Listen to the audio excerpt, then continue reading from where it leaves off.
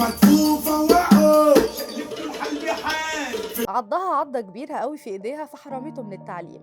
اتولد في بلد السمك والاكلات البحرية وسأل المدرسة واشتغل سواق توك توك لحد ما بقى صاحب كافيه. اتولد في بلد السمك والاكلات البحرية وساب المدرسة واشتغل سواق توك توك. اتولد في بلد السمك والاكلات البحرية وساب المدرسة واشتغل سواق توك توك لحد ما بقى صاحب كافيه. اشياء كتيرة قوي في حياته وعانى من الفقر ومالوش في السهر وبيعاني من تعب خطير. ثروته بالملايين وملبس مراته اكتر من 5 كيلو ذهب. اسرار مطرب المهرجانات الشعبية حمو بيكا. يا ترى ايه هي اسرار حياته؟ ايه نوع التعب اللي بيعاني منه؟ يا ترى حجم ثروته كام في البنك؟ ازاي فكر يستثمر فلوسه في مشاريع؟ يلا بينا علشان اقول لكم كل التفاصيل في الفيديو ده، بس خليكم متابعين معايا للنهاية. مطرب المهرجانات الشعبية حمو بيكا، لو حد عرف تفاصيل طفولته وحياته قبل الشهرة مش بعيد يجي له اكتئاب من الزعل عليه، لا ويفرح بالنجاح الكبير اللي حققه والفلوس اللي بقى بيلعب بيها لعب. اصله يا عيني عليه اتولد في منطقة شعبية في اسكندرية، ورغم ان عيلته كلها كانت من اشهر الجزارين في المنطقة، وحتى ابوه الحاج محمود مصطفى كان جزار ليه سمعته ومكانته وسط المنطقة، ومعروفين كمان بطيبة قلبهم، وده اللي خلى حمو بيكا يطلع طيب زي ما كل اصحابه بيقولوا عليه، ما جابش طيبة من بعيد. ورغم ان شغلهم في الجزارة الا ان حالتهم كانت على القد قوي، ويا دوب كبيره بيجيب مصروف البيت، ومع ذلك كان مصمم يعلم ابنه محمد اللي هو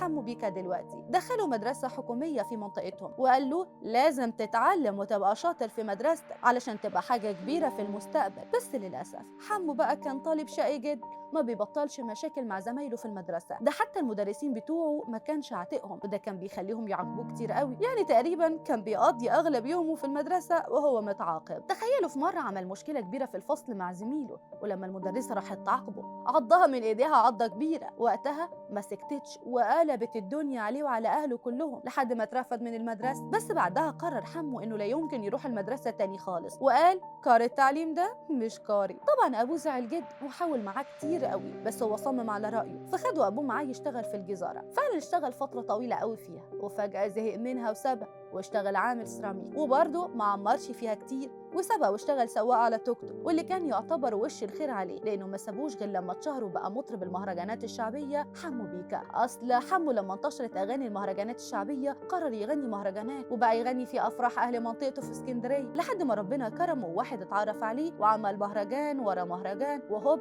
اتشهر وبقى من اهم مطربين المهرجانات الشعبيه في مصر كلها. يا عيني عليه بيعاني من تعب مناعي خطير، وده نادر جدا وبسبب بطنه كبيرة. العلاج بتاعه صعب قوي وغالي جدا، يعني الحقنة بتاعته سعرها بأكتر من 20,000 جنيه. واللي محدش يعرفه إن حمو بيكا مالوش خالص في السهر والشرب، ومقضي حياته من شغله لبيته ومن بيته لشغله. حمو بيكا بيحب مراته شمس جدا لدرجة إنه ملبسها أكتر من 5 كيلو دهب وجايب لها عربية أحدث موديل. حمو بيكا قدر يجمع ثروته بالملايين من أغاني المهرجانات الشعبية، بقى عنده فيلا وعربيات أشكال وأنواع، ده غير بقى إنه بيستثمر فلوسه وفتح مشروع كافيه اسمه عاشو والكل يعرفه وبيروح يقعد عنده، ده غير استثمارات كتير داخل فيها الفترة الجاية سواء في القاهرة أو في الساحل. في النهاية بقى إيه أكتر مهرجان بتحبوا تسمعوه من حمو بيكا؟ شاركوني برأيكم في التعليقات.